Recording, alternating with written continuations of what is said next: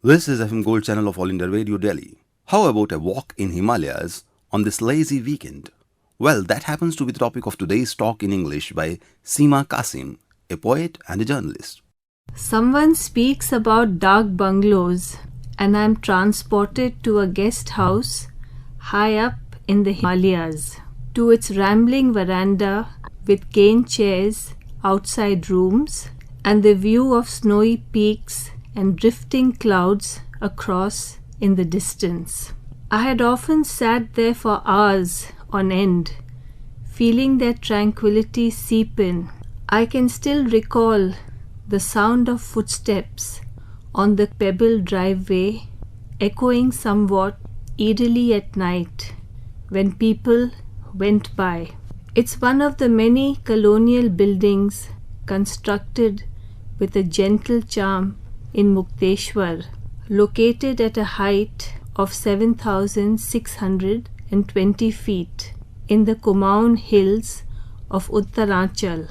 Its languorous high-ceiling bedrooms and the teak furniture near a huge fireplace immediately come to mind. Of pleasant hours spent here in an atmospheric dining room with its bric-a-brac and solid tables and chairs, where its caretaker and cook served us delicious vegetarian meals. He would bring wood to light the fireplace every evening, briefly standing in my room, leaning an arm against the mantelpiece while the fire crackled and glowed. He'd tell me stories about his family, about life in and around the huge 3,450-acre campus, dominated by the scientific community at the Indian Veterinary Research Institute, established at Mukteshwar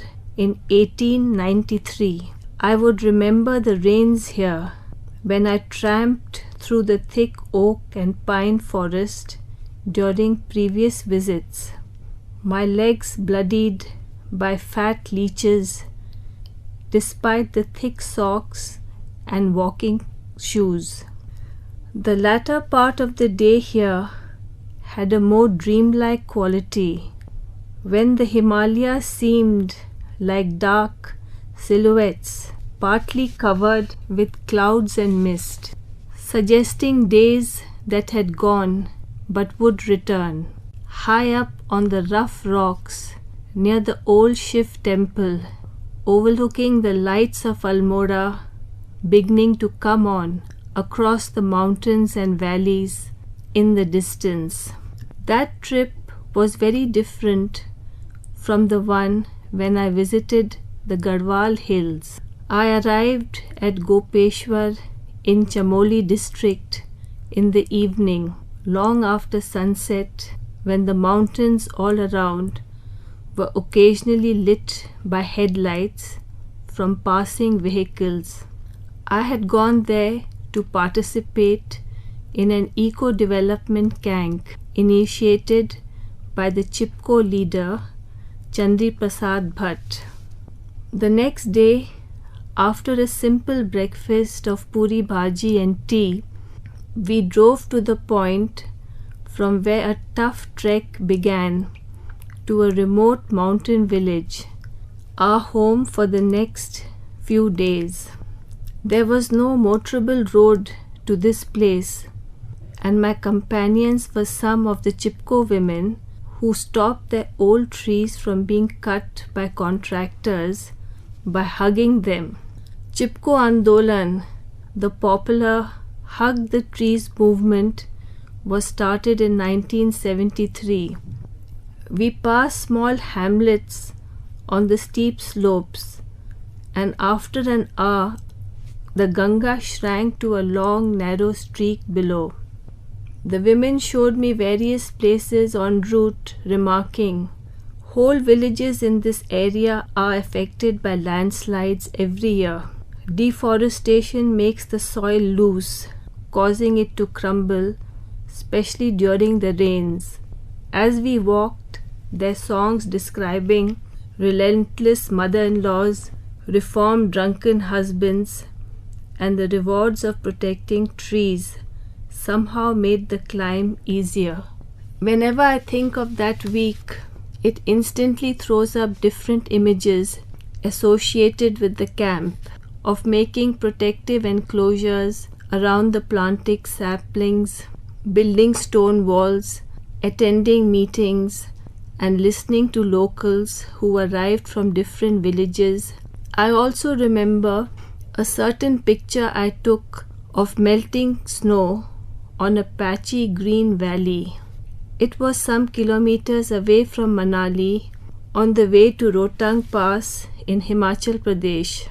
I later observed people skating close to a resort. Though I had seen similar scenes many times in films, it was my first experience of snow and ice up close. My limbs had suddenly become heavy due to the high altitude, and I had a terrible headache. I felt miserable even as I stumbled to a makeshift dhaba. I sat there with several Gurkhas, sipping hot tea around a simple fire, hoping as I shivered that my bus would soon go down to Manali. There I would switch on the heater in my hotel room and huddle under the blankets away from the biting cold. Now at odd moments, I think of bridges and valleys with cascading water and restaurants where strangers ask me so many questions, and about other travels too in the Himalayas. I remember a hotel in Uttar Kashi overlooking the Bhagirathi, where I constantly heard the sound of water which slowly sank into my system as I broke my journey to Gangotri. And in the evening, bats flew past my head as I sat on the balcony gazing at the immense mysterious mountains before me. A similar mystique permeates the embroidered painting of lamas and men in their customary robes on their way to a monastery in the high reaches. It hangs on the stairway landing at home. It's been with us for decades, draping the walls of houses in different cities. I have not examined it closely for a while, taking its presence in my life for granted. It represents a moment in time and place, done by threads and paint on canvas by an anonymous artist. The passage of the years seemed to have deepened the colors of my photograph of the Kedarnath mountains above my desk. The place appears far away now, even as simple stone houses stand near a raging stream. There someone had guided me by the light from his torch, remarking, "Walk carefully. Many have slipped and fallen into these waters. They were swept away." He was just a voice and a shape that evening beside the roar of the river and the vastness of snow spread on the mountains above. Those houses on the right now seem like a mass of protruding rocks, while the mist below the clouds turns gloomy, giving the impression that something is about to happen on its periphery. And that stunning 14-kilometer trek I made to Kedarnath the next day from the mountain town of Gaurikund, where the motorable road ends and where I spent the night. It had taken me the entire day to reach Kedarnath, to be there for the Aarti at its ancient Shiv temple. Its blue ethereal light and enthralling views had sustained me throughout that time. They continue to do so even now. You just heard a talk entitled A Walk in the Himalayas by Seema Qasim. We hope this ignited some of the memories of those who have been to Himalayas themselves. We welcome your suggestions and comments regarding our programs on our mail ID, which is englishsw@gmail.com. This broadcast came to you on the FM Gold channel of All India Radio, Delhi. Please stand by for our next broadcast.